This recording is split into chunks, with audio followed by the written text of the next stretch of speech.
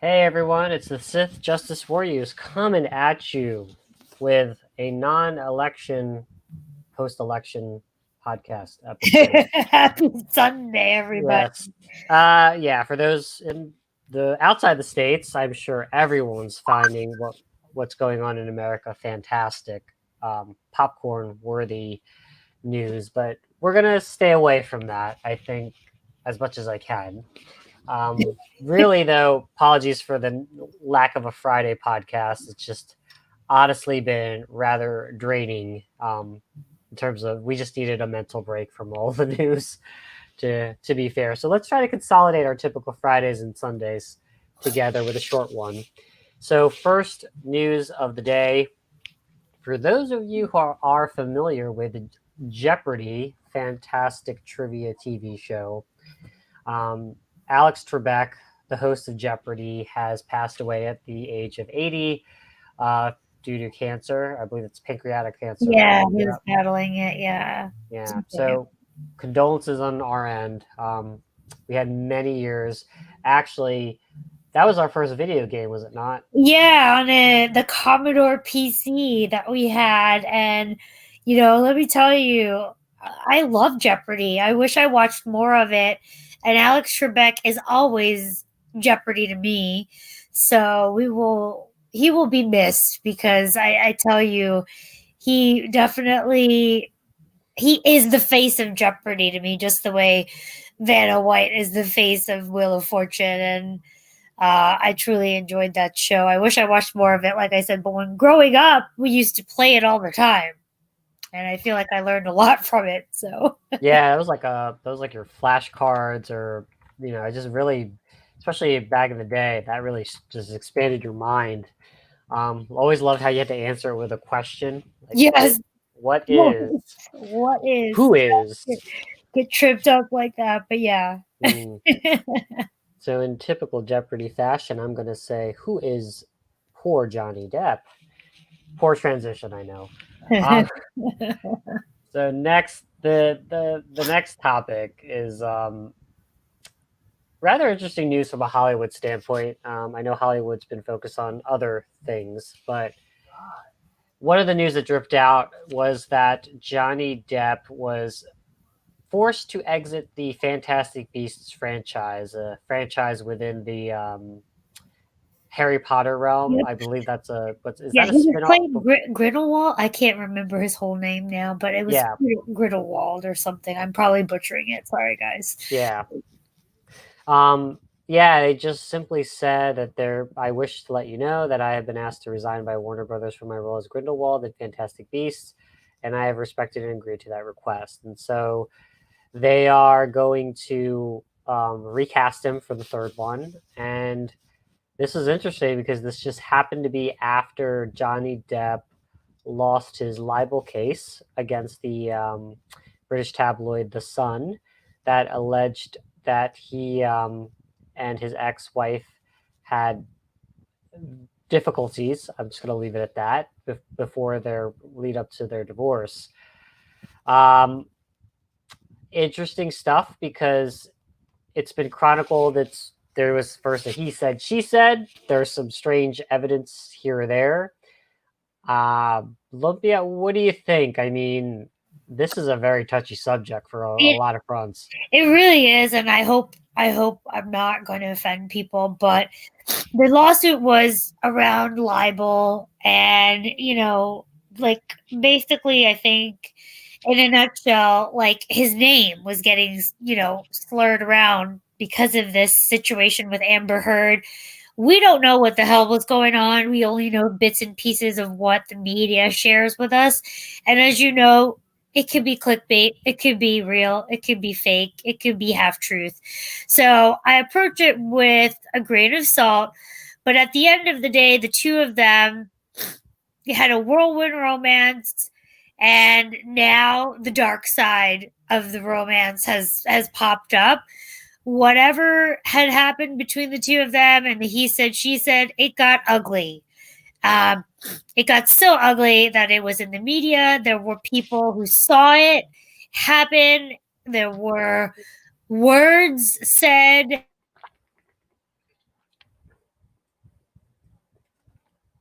whirlwind romance. He had a partner for the longest time who he had children with, and you know, he left that secure relationship for this whirlwind romance and did not think, sorry, Johnny, you thought with your dick. He did not think of what the repercussions could be if things just didn't work out. And she basically took him for what he was worth. So poor Johnny Depp, but poo poo on you too for not thinking through this. He definitely should have vetted Amber Heard in a sense that how long were they dating before they got married? Was it only a few months? I feel like it was a really whirlwind romance. I'm going to look it up right now because I'm curious myself. Like, all I know is that Johnny Depp, like, he literally was with someone for the longest time. So Vanessa Paradis, and like it's interesting because so they filmed the Rum Diary together, I think in 2009, and according to Wikipedia, they were married the year after that in at their home in Los Angeles. It says in 2015. So it says that they were together for several years, but to me, I don't know how you can compare that to his relationship with his partner at the time. So I don't know. Either way, to me, it was whirlwind in a weird way because, like, you know, it literally was like, I think it came out of the blue because everyone had known he was with Vanessa for the longest time. From 1998 to 2012, actually.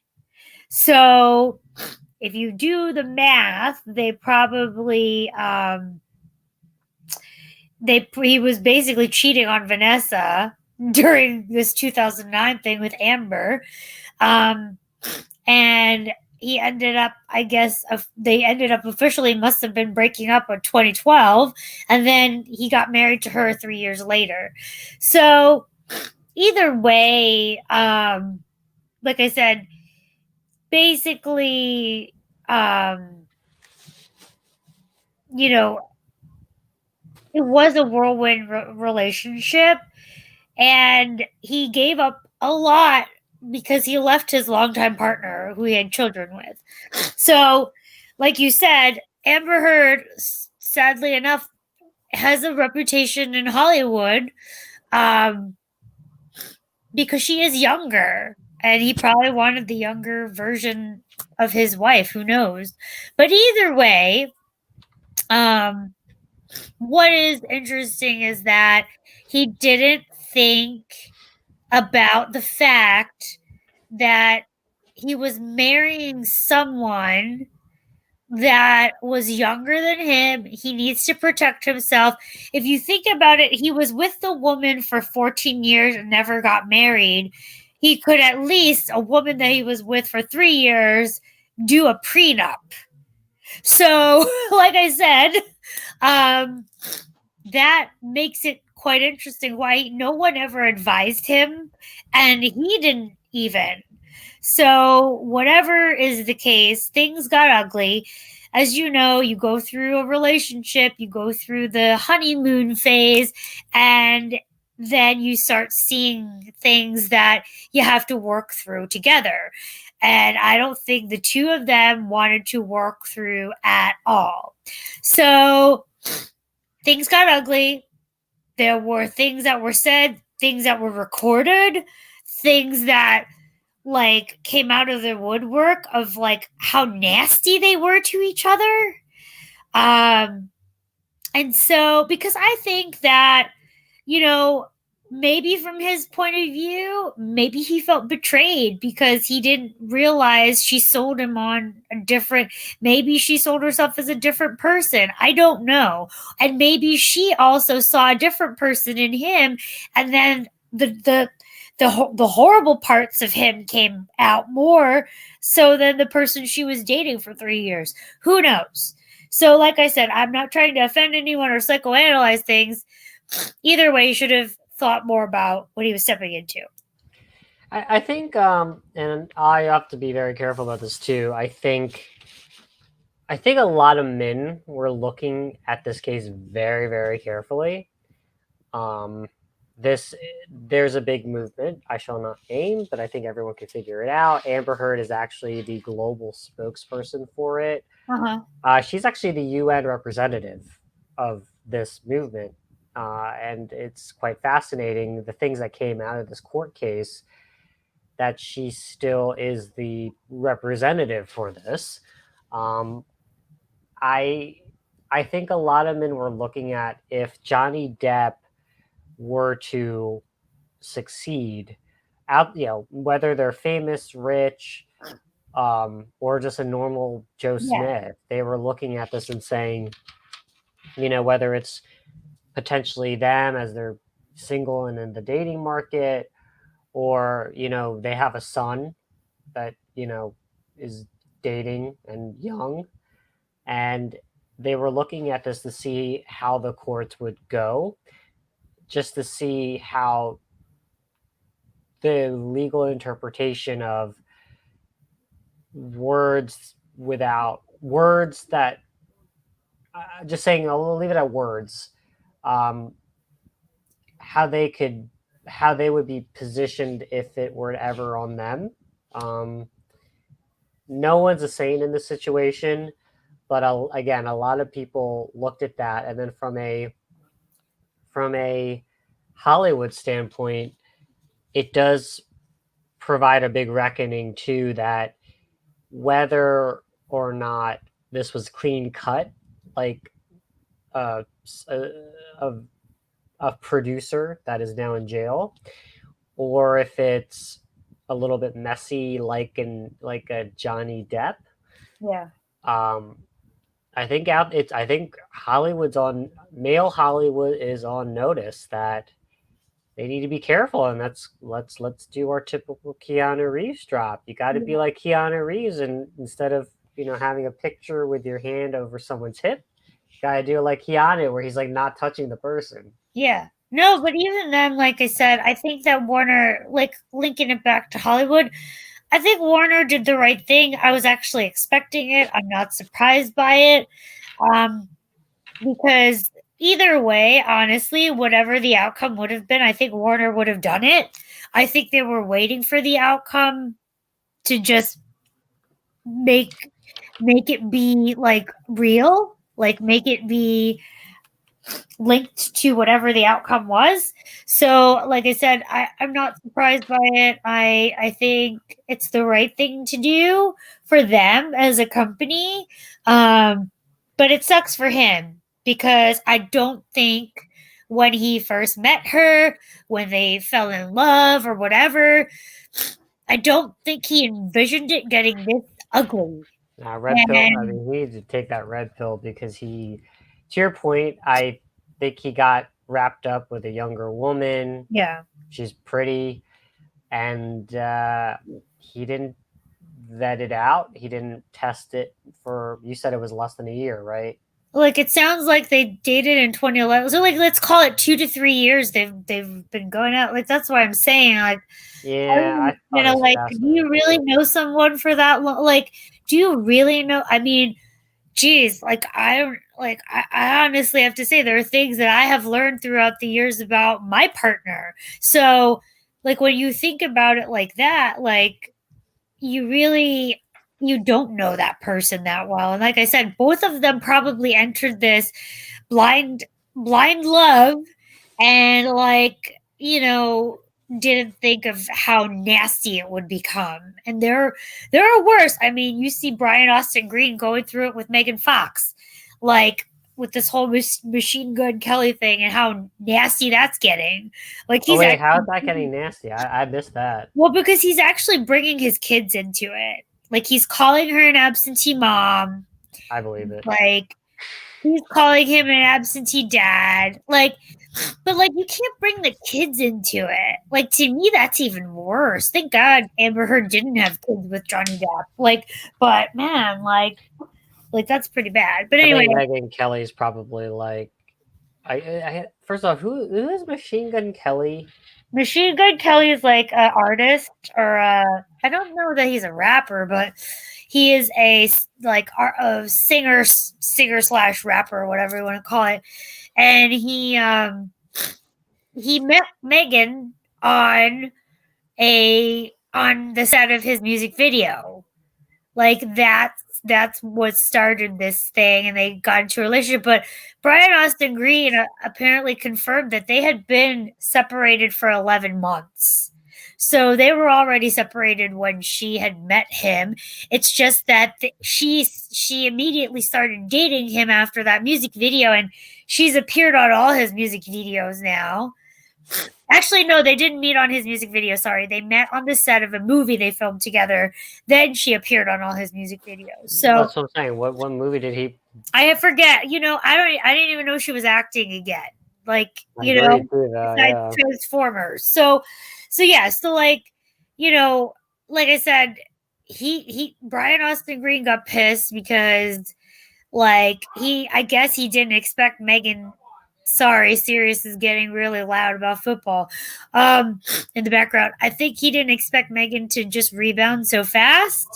And like Machine Gun Kelly's calling it like love, and like she's made him a better person, and like all the pictures. So like it's been a back and forth where they like literally bringing in the children. Like I don't know. Like I said, I'm not part of their relationship, but you shouldn't bring the children in. I'm actually just surprised that Megan Kelly actually got married. What's up, Megan Kelly? What the heck is her name? Oh, Megan Fox. Megan Fox. Sorry. I Not- called Megan Kelly. So anyway, yeah, but we're not here to talk about relationships. Either way, it'll be interesting to see who Warner casts as Grindelwald to take over for Johnny Depp. It'll be interesting. I mean, Disney already parted ways with him when it got nasty in the beginning. The best part is they're replacing he with a she. Jack Sparrow is a James I know, Sparrow. right? They're James totally Sparrow. recast Jack Sparrow as a woman. So, like I said, I think they saw this coming and they cut the ties immediately because they knew where it was heading. So this news with Warner wasn't so surprising, like I said. I think you're gonna have him like beg for a job as like a third role. It's kind of sad because it's also, how old is he? Like 50? Yeah, he's definitely getting old. And I mean, 'cause Downey when he did Iron Man was like 40. I think so. Yeah, I mean, at least Downey, the lifeline was a little bit toward his, like a little bit toward the younger years. Too with Johnny Depp is that like he is a very like there's a character that he plays in movies. It's very strange to see him outside of that like sort of oddball character like Jack Sparrow, like Grindelwald. Like there's a niche for his style that like I said, it's strange because his earlier movies like Finding Neverland and things like they're totally outside of the scope of what he's been in now. He's like a little bit of a strange bird.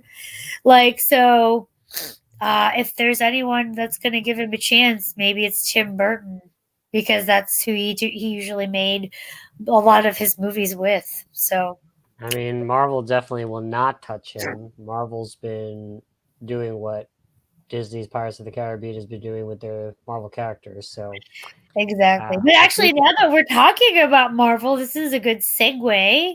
Into Marvel. A little bit more toward the game section. So I guess let's go back in time for a Friday. Friday podcast would have been. You want me to take it started? Yeah, go for it. How fitting this title says.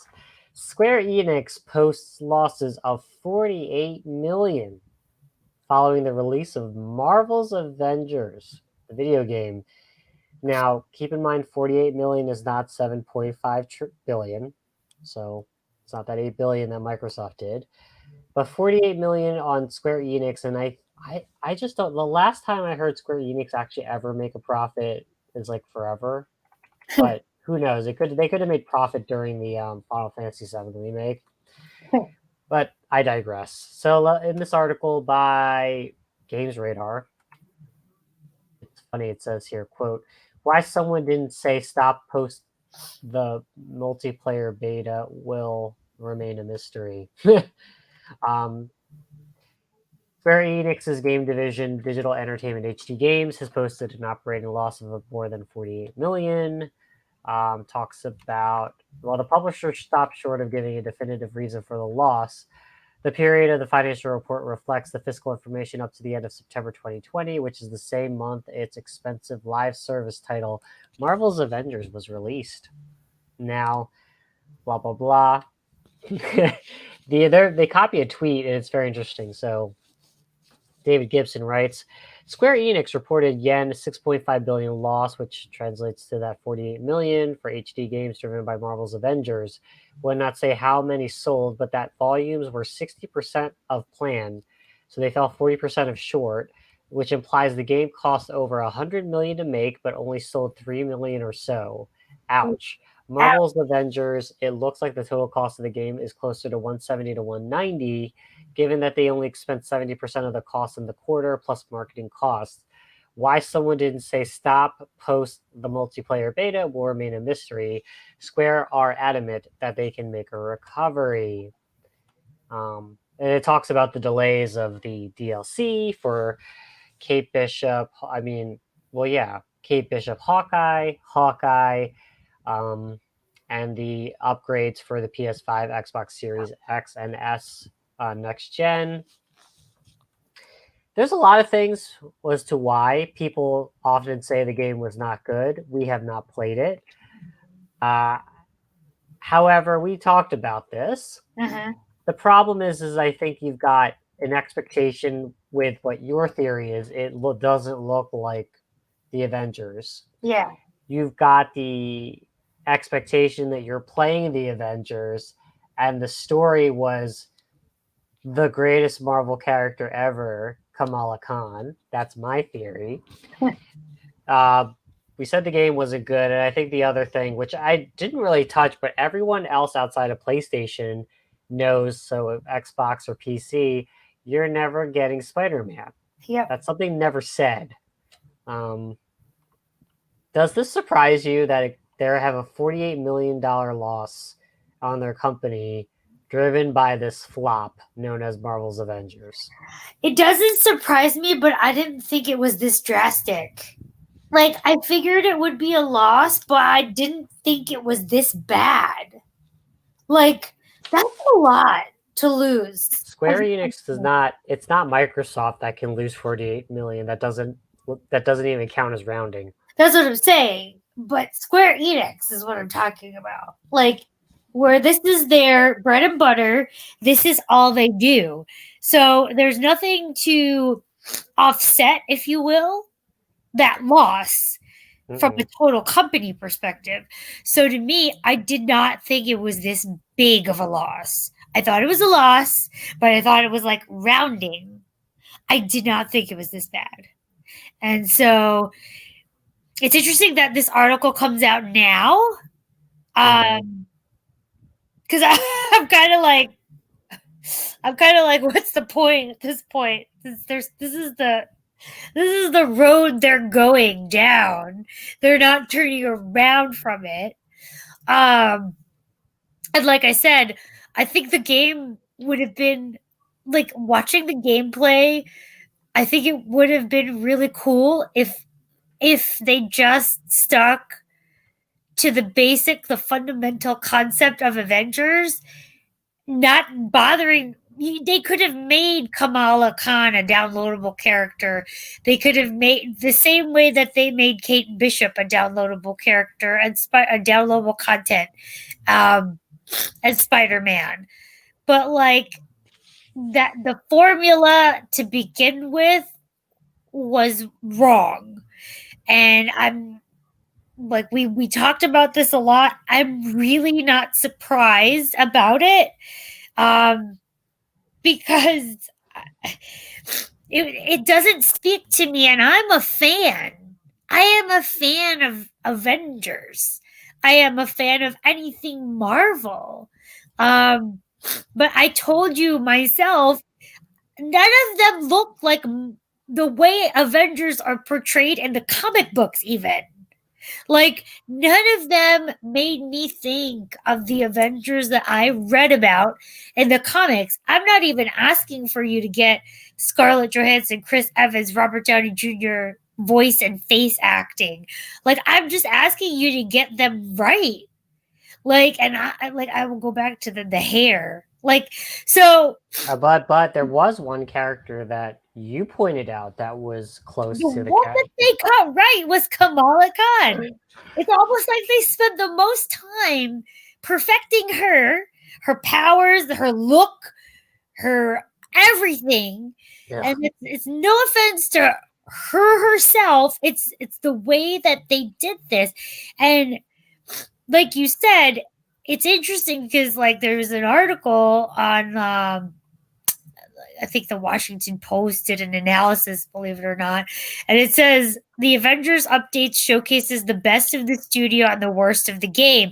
It's so true because this game could have been so much better because I see the good in the game. I just think that the way it was executed was so bad.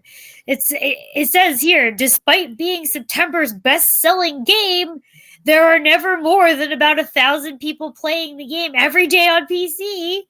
An early and worrying symptom of a dying live service game. To make matters worse, they pushed back on the Kate Bishop update, and the launch was riddled with bugs. They won't even catch a ride on the impending next gen wave as PlayStation 5 and Xbox Series X versions of the game were pushed out again to 2021. So, like, I agree with this article. This quote: "If no one is talking about Avengers now, it will surely be forgotten memory for so many people by the middle of November." This is so true. This is Anthem. This is Anthem. This is Anthem, sad to say. And they spent that much money on this game, and they couldn't even get Robert Downey Jr. I like, Dude, when come on. you, They're going to have to pay $1 billion to get his. no, but I'm just saying, when you said that, when you said the amount that they lost, I almost said to myself that they should have at least gotten Jeremy Renner. Like, well, yeah, he needs some money too because he's going through a pretty bad divorce himself.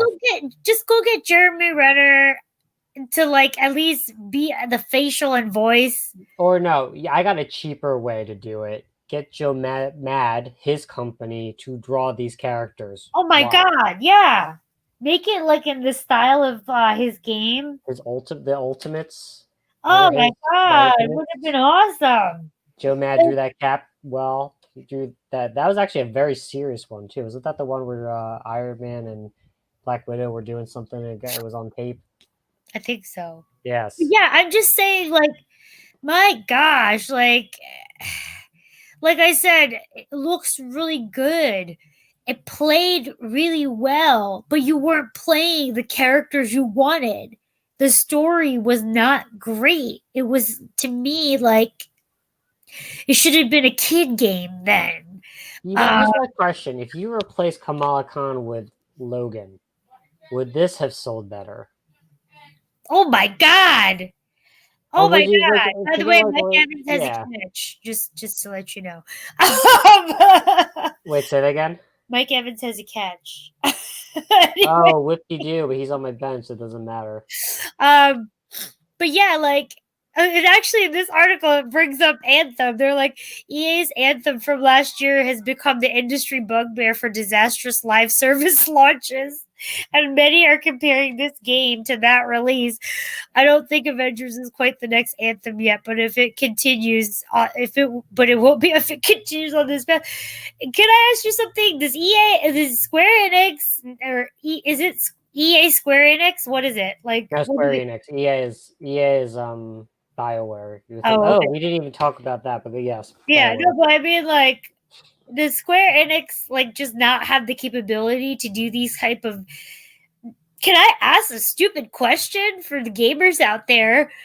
Is Xbox the only one who really like? Is Microsoft the only one who invested in the wires, the hardware, the software? Are they the only ones who thought about literally servicing an online game need Well, to these be fair, things? Bungie does a very good job with Oh Destiny. yes, and Bungie, sorry. Like, are there only a few, because a few come to mind, that truly have the circuits? I say circuits, meaning they really have the backbone to run a game like this Well, that here, would need okay, to be so this way? this, okay, let me, I think what you're trying to grasp straws a bit on like what makes these live service games work and what doesn't. Yeah. So the problem with live service games is like, okay, Destiny is this funny thing where it is probably one of the top tier ones, but it's the one that everyone bitches about. Yeah, Which, true. by the way, that's coming out this Tuesday. Um, the problem with live services is you have to have compelling gameplay loop, what they call it, and so it's basically having this ability to have like so with Destiny, there was the strikes, the raid, then the campaign, and then there's other little bits Yeah. and stuff there that we play, right? Yep. So There's like the having core of it, the core of Destiny, right, like the daily bounties, the bluff. Yeah. and then the goodies, right? You Yeah. got the exotics, you got the legendary epic ones. It's the same thing like Division One Yeah. was very good at that. It Oh was my like the gear looks cool. You're like, oh, this one's legit. It has this little property right here. You know, like with Even Call of Duty, like Sirius was busy playing because he wanted the pumpkin gun. Like it's like there's that. Okay, so there's that. Then what? yeah. So like there's a component where the game has to be good, which apparently again we've never played it. I've watched a couple of bits of here and there, but it just everyone just says it's not compelling. And I guess the question is like, what do you get? Little armor bits for Captain America? Is it just skins? It's very difficult because I could understand bits and pieces for Iron Man, but if it's like Captain America, I mean, what do you? He just has his shield is his shield, Yeah, right? exactly. Maybe you go with that holographic one. I remember there was a holographic one of sorts. I don't know. Um, Maybe Hawkeye has different bows and arrows, fine. But I think the thing with Square Enix, the Crystal Dynamics, the people who made Tomb Raider, um, they were tasked because they were the best studio to do this. The And thing I is, love Tomb Raider. yeah, Interject. the thing is, never done this. It's like BioWare. They've never done an online. Okay, Crystal Dynamics has tried in online with Tomb Raider, but I don't think online of this level like a BioWare. BioWare makes great stories, but you can't just step in and do this type of live service and just think you can just translate it. You need to have compelling reasons to have people come back. And through all its faults, Bungie's always great at making a world. They were great at world building. This is why I love Halo, even though it's not perfect. I love the world around it. But Destiny, we love the world around it. Yeah. Um, I'm kind of talking a lot, but I think it's to just think you make a game when you try to make a live service. I don't think you can just do that.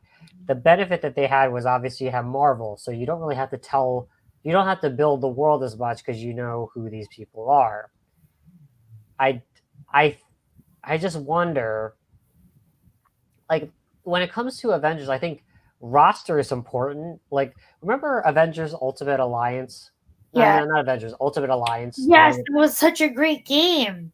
It had the roster. Second one. It had the roster, like Marvel versus Capcom up to Infinite. It had the roster, but then when Disney stepped in, that's when things got messy.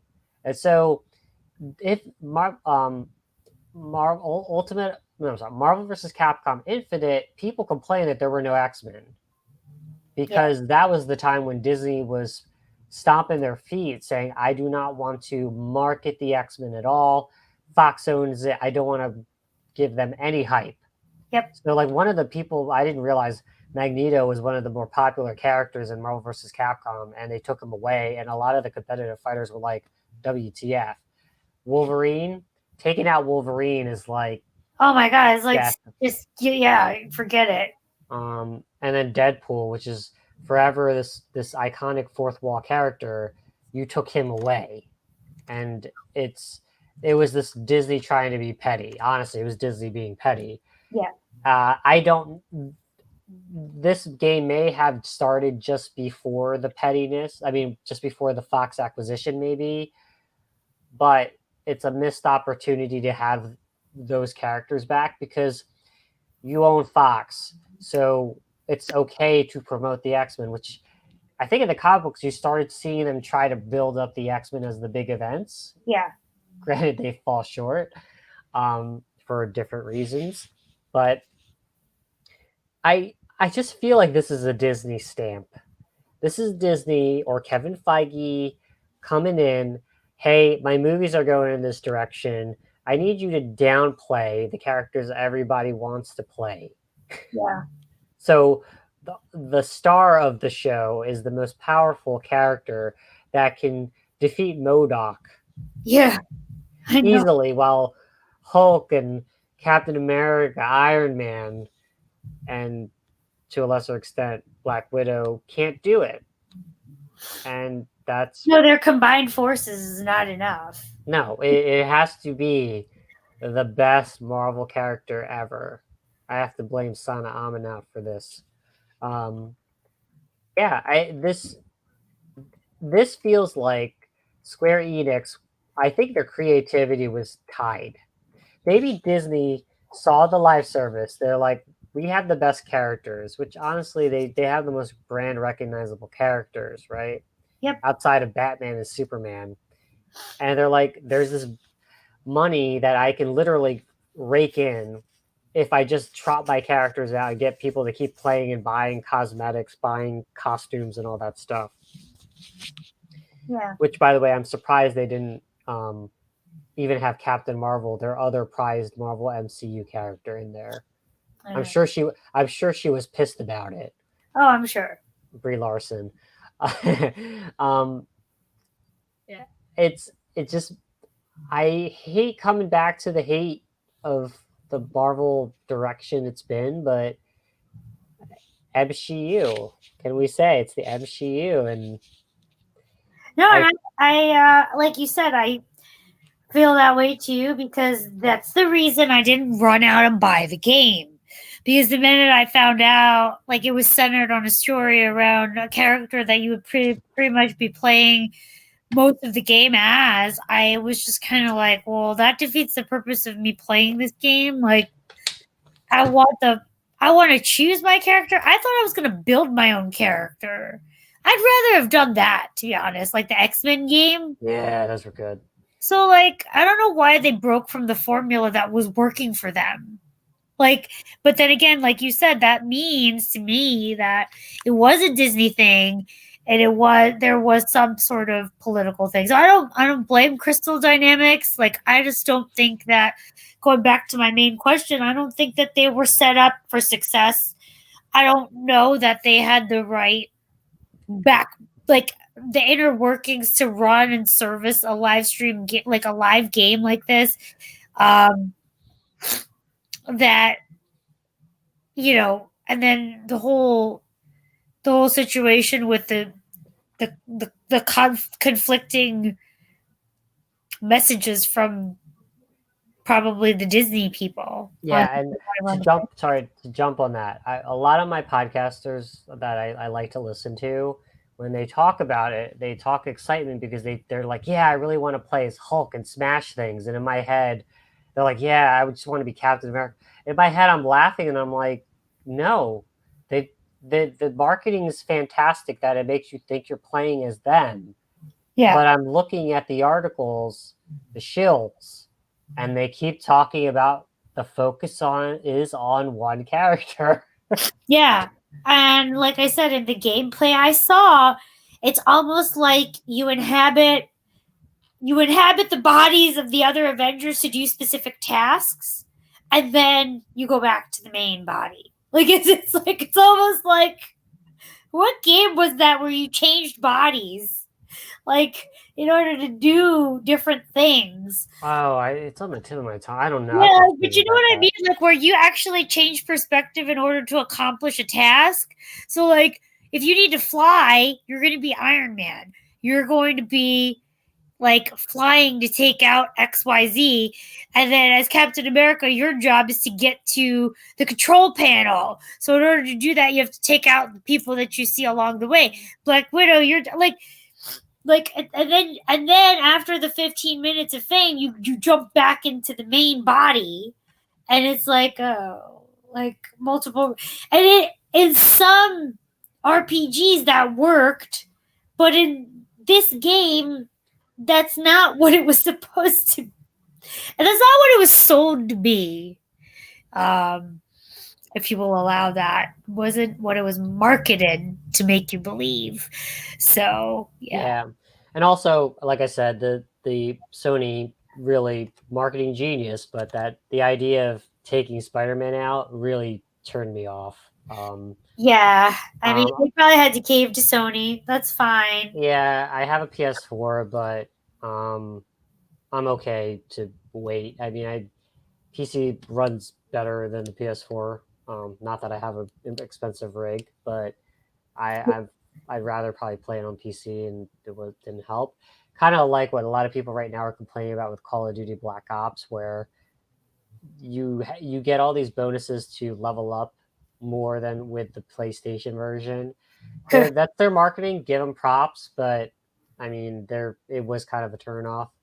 But that being said,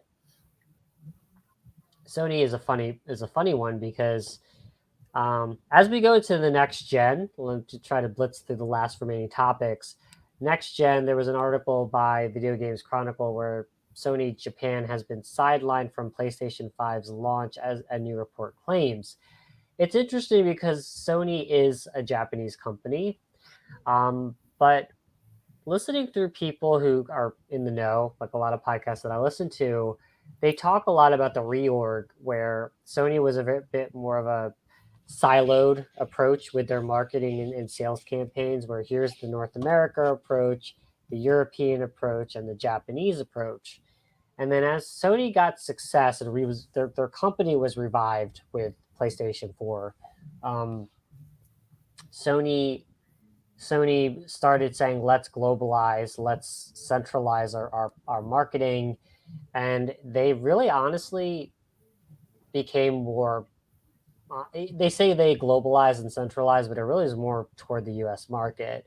So the article really talks about that, where a report by Bloomberg, PlayStation 4's disappointing performance in Japan, as well as PlayStation's decision to move its headquarters to California in 2016, has seen its input in Japan significantly reduced for its latest console. One of the things, it's very funny, but it's actually important that Lumpia, you know how to accept something in Xbox, you press the A button? Yep. Like you'll always just press the A button, right? Yep. It's muscle memory. So with PlayStation, it was the X button, which is located where the A button would be, except Japan. Japan always used the circle button, which I guess would be the B button. That was their always their accept button. And they, for PlayStation 5, changed it to the X button to align with Europe and North America and everywhere else. A lot of Japanese people were not happy about that. It's muscle memory, you know what I mean? Yep. And it just goes to show you that they really are just pushing away from the Japanese culture. Well, there's a lot of reason for me to actually say such a bold statement. But yeah, they moved from Japan. let's see. According to the sources inside PlayStation's San Mateo headquarters, the U.S. office was frustrated by Japan's marketing for PS4, which it believes led to fewer consoles being sold compared to its predecessor. Japan, as a result, Japan has been sidelined in planning the PS5 promotion. The U.S. office's critical view of the Japanese operation has also impacted its game development. So PlayStation Japan Studios, which go develop games like Bloodborne, Astro's Playroom, and The Last Guardian, has seen the rolling contracts of many of its creators not renewed. And then, as you know, that they've focused a lot of their development for big games to Santa Monica, their Sony Santa Monica, which is God of War, Naughty Dog, which makes the best character Abby in Last of Us. And it was all around the time when Jim Ryan took over and around the PlayStation 5 launch lead up. The folks have heard me talk about how they've censored games, Japanese games in Japan. Yep. No, let me rephrase it. Japanese games used to be always on PlayStation that would go around the world, and they normally wouldn't censor it because the anime crowd has an expectation of the typical Japanese culture with the way they push the envelope, and they actually started censoring that. So what's your thoughts? Because it's fascinating that a Japanese company is really, I'm going to say it, they're losing the Japanese culture, going global, and you're seeing things like anime. They own Funimation. They're about to buy Crunchyroll, and that thing's censored. Yeah, making a concerted effort to focus on the United States market was interesting to me because it made me think about our podcast around the anime, the sale of Crunchyroll to Sony, because like I said, I thought there were pros and cons, and I thought that it would help protect what the true intention of the anime is, like from a subtitling perspective, from a translation perspective, so that you wouldn't get some of these Netflix Evangelion sort of like interpretations. Or let's be real, wokeifying anime. So, that article, like, about Sony really made me stop and think for a second again, because now I'm like, oh shoot, like, are they like really like you said, which is something I never would have thought a Japanese company would do. I didn't think that they would focus their attention on the United States. Like, and so that would mean, and when you say that, it means catering to what the United States market wants, catering to what the United States market, and I say it loosely, the United States market, catering to what the general population considers, also known as Twitter. Yeah, considers the way. I'll say the Mandalorian, the way. So, like, I don't know if the Japanese people will know what the way is. They know what the way is in the U.S., and they're not. Yeah, that's why I'm just like, I'm kind of like now concerned after reading this article, because now I'm like, crap, are they really form-fitting the business model to the United States now, and why? Because we're gaming more, that's a fact, because we're stuck at home more. We're constantly either on lockdown or shelter in place or whatever. Probably will follow Europe pretty soon in their situation, and probably empty the store shelves again of toilet paper. So, like, I'm wondering if that's the impetus for them suddenly saying the focus is the United States market. But in order to focus on the United States market, they're going to do the things that I did not think they would have done as a Japanese company. That, or like, has there been a change in leadership? Like, what in the world are they thinking? Because the formula I thought was working properly. I thought that the only thing, like I said, so we have to take Sony in different aspects. So, like, there's the Sony that makes the films, there's the Sony that makes the video games, there's the Sony that makes the TVs and electronics. So, like, there are different aspects. So, a part of me was just kind of like, isn't it diversified enough to manage whatever comes, and that, like, it doesn't need to be the United States market? And just the only, like, most companies focus on the emerging markets. Okay. A few years back, it was BRIC, it was Brazil, it was Russia, it was China. Like, those were a long time ago when I was in business school. That's what people focused on from in terms of emerging markets. Now it's like the United States is the emerging market. That is really strange to me. The fact that a Japanese company is literally making the choice to tailor it to the United States, tailor itself to the United States, scares me, because I would have never expected that of the Japanese culture. It is fascinating, which then makes my theory about Sony being purchased by Amazon even more closer. Yeah, I know. Now you're what did you call it? Like, That's your big. that's my big I know it's very less likely, but I think in 5 years, if they don't catch up with the streaming and going out to PC, I think they will be acquired by Yeah, Amazon. that's your big, like, your big, like, Fine, 10 years, but yeah, still. exactly. Like, that's like your big, like, like how in football it's like, this is my With the what flame, like, the sleeper. yeah, this is like my, not sleeper, but like, this is my bold prediction. That's Yeah. your bold prediction, and it's almost like it's coming true.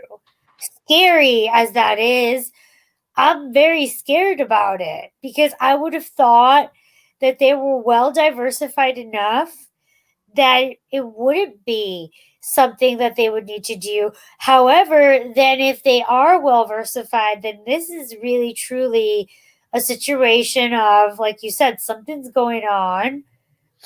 And it's sad because, like, then it means Censorship. we are the ones who lose out at the end of the day. Yeah, I mean I think the I think for me, I'm worried about. I think more on an anime standpoint, Yeah. but I think from a game standpoint, you're sort of how do I say this? For the games that were very Japanese sent, like Japanese RPGs and stuff, and like even like a Final Fantasy VII. Now I know that's not owned by Sony, but like I remember Tifa in Final Fantasy VII. Yeah. There was so much backlash on Twitter complaining about the way she looked.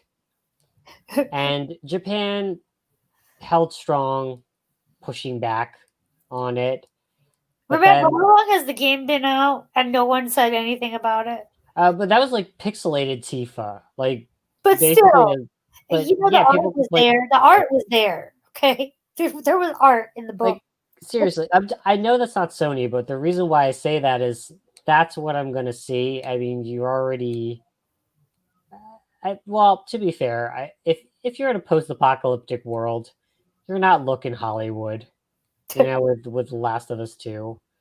But there are some things where it's a little bit exaggerated, particularly Abby, and how she basically grabs the head of a zombie and smashes it like the Hulk. Because she can. Like you literally have to Wrote it find. up, remember? Yes. She's wrote it up. What's that? She's wrote it up. Well, that's what I'm saying. Like at the worst case, she's roided up, but like you need to be like you need to have a farm to have the protein to build up, and then you need to have a gym facility to pump iron. And again, if there's no farms because there's no mass produced meat, I don't know how she's that jacked up, but kudos. Kudos to that. We'll have to watch. I hope that we will balance out after all that is said and done, but I don't think I'm going to see that very soon. So I think at the end of the day, if you like it, buy it, because companies need to know with your wallet if you like it. Yep. If you don't like the direction, if you don't, whether it's the story, if it's messaging on a social matter, don't buy it. But Yep. if you like it and support it, you should buy it. I'm not here to boycott anything. I'm not for mass boycott, right? Yeah, Unless exactly. Especially when we don't know, but based on what we've seen, it's very it's something to watch. And like I agree with you. Like I'm curious to see what it is, but man, I'm just like I'm just sad if it means more censorship, because there's a like the real meaning gets lost in the translation, and that's sad. You know? Yep. God. So before I wrap this up, because I kind of think we went a little long, um, did you know that the Mass Effect and 7 Day happened on Yes, November I was 7th? going to tell you. I saw it come through in my email box as a Yep. reminder. So Yeah. Yeah. So as a dirty little secret, Mass Effect: The Legendary Edition. It's basically the trilogy remastered in 4K glory. Um, as you've known months ago, I'm gonna double dip into this, so PC and Xbox will get it. I probably will have 10 characters and ten stories. I think this is still going to be my game that if I was on a desert island, this is it. This oh, and I believe Destiny. you. I believe you 100%. Um, they did also say they're working on another Mass Effect. BioWare is one of my faves. You know how I feel about Dragon Age. I only just want them to fix it. If they could just fix it for me, you know, Hmm. then I'd be Yeah. happy. But Yep. Yep. So more to come. That is spring in maybe we 2021. can live stream some Mass Effect moments from you, because I would love it. Yeah. I love Mass Effect too. You know what I should do is just do a live stream and just have people make the decisions for me. Yeah, seriously, I think that's a great idea. But Yeah. yeah, I will say I am like the biggest fan of Mass Effect 2, and I couldn't finish 3, to be honest, because I really just wanted to go back to 2. So Mm. yeah, I still have to play 3, so maybe I'll play 3 as this legendary edition. So Yeah. Well, yeah, I'd like to see how you play that one too. But we all know your Fem Shep is a badass mofo, like Gina Carino. yes, like With her Cara literally, Dune. she would be my fem shep. That's who would be my fem shep. Cara Dune. Yeah, like no, Gina Carino, she would be my fem shep. Is that like the character though? Cara Dune? I think so, yeah. From Yeah. Mandalorian, yeah. I Yeah. didn't even get to talk about the Mandalorian episode either, but I need to I'll catch up. save that for I'll save that for next time, because you still have to catch up. You I do should. need to catch up. That being said, thank you for listening to the show, everyone. Hope you like the content. Please like, comment, and subscribe. Hit the bell for notifications as we put out more content, just to be notified. That being said, we are also on Twitter at Justice Sith. And note that we will be posting our podcast episodes on typical podcasts like Spotify, Google Podcasts, if you prefer to listen to it then and catch up. So that being said, see you all on the Sith side. Awesome. See you guys.